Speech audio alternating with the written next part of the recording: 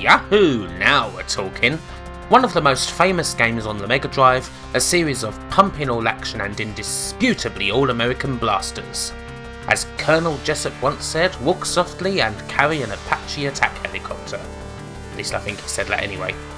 These days the bread and butter of AAA gaming is carried by the likes of Call of Duty and what have you.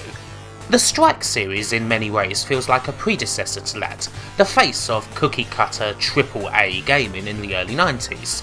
Somewhat topical, perhaps not as exciting as some other titles, but still bloody fun in many ways.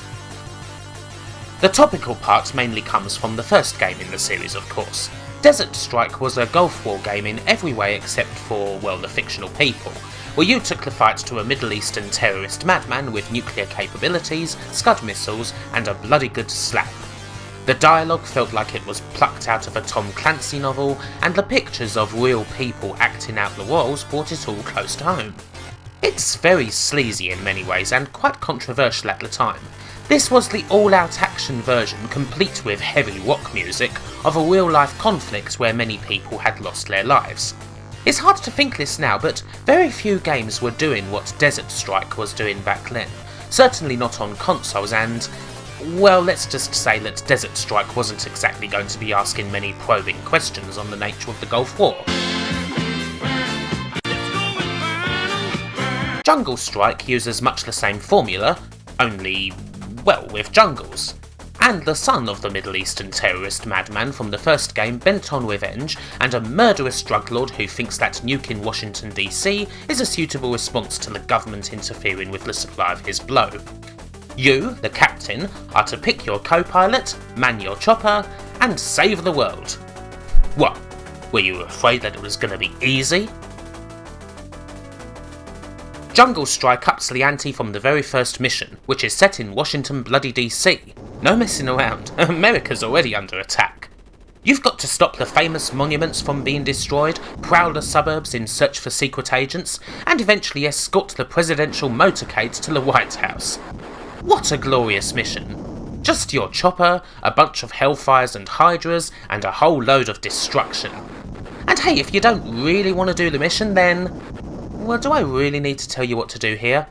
I mean, seriously, this is perhaps the only game ever where you, the hero, can blow up the Library of Congress, the Lincoln Memorial, the frickin' White House. You can blow up the fucking president. And all that happens is that you go back to base and get chewed out for a bit. It's a bloody good mission regardless of all that. For years this game was the banner example of the typical front-loaded EA action game where the first mission was by far the best, perhaps only beaten by Medal of Honor Frontline and its first mission that simulated the D-Day landing. While the rest of Jungle Strike can't even remotely hope to live up to Mission 1, it's pretty good regardless. All the missions take place in big spaces with a set of objectives to complete. Take down radar sites, find a commander, destroy the armoured vehicles, that sort of thing. The annoying thing about the game, usually, is having to run back and forth for fuel and ammo. That can be a pain, especially as they're often in short supply. Controlling your chopper requires a lot of care in how you approach enemies, as a lot of them can rip you apart surprisingly quickly. You've got to be smart, use cover behind buildings, circle the target and so on before catching them unawares. It's often no use to just stand ground and trade missiles. When it comes off, it's fantastic. If it's botched, then, yeah, it can be disastrous. It's nice to play on the whole, with demanding controls that are about as good as they could be. Controlling the chopper feels right, arcadey but not too arcadey. Jungle Strike also added a few different vehicles to the turmoil, a hovercraft, a bike, and a plane. Alas, none of these are really as fun to use as the chopper is, especially not the bloody plane. I mean, that thing's a fucking nightmare.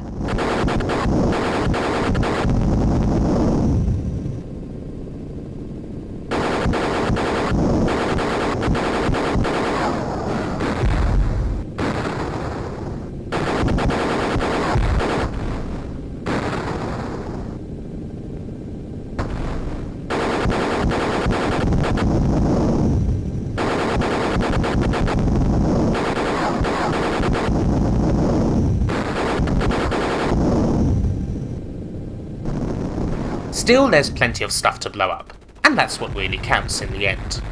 EA applied much the same formula to the sequel, Urban Strike, where you could go to Las Vegas and blow the fuck out of everything there.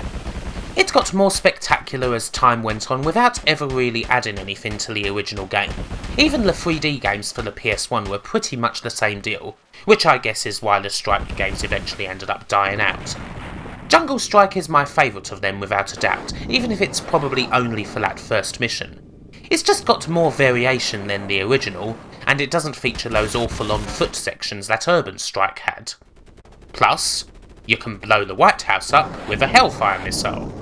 Not much else needs to be said. 10 out of 10, best game on the Mega Drive, go buy it like it's 1993.